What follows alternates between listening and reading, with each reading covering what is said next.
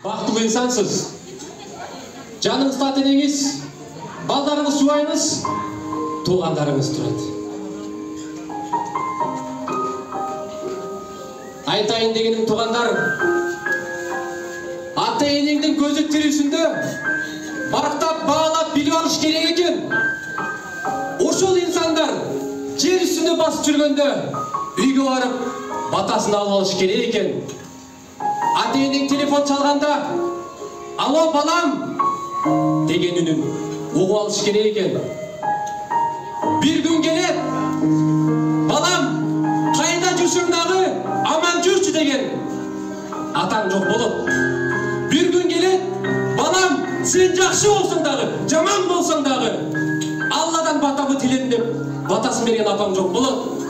Мына ошол күндө 2000 киши чакырып, 1000 жылкы союп, 500 бозуй тигип, Куран окутканын бир тыйын болот. Ата-энеңдин көзү тирүүсүндө бир тоок союп бере алмасаң, 40-на 40 жылкы сойсоң дагы бир тыйынга арзыбайт. Ата-энебизди барктайлы. Ата-энебиз бар болсун дейли.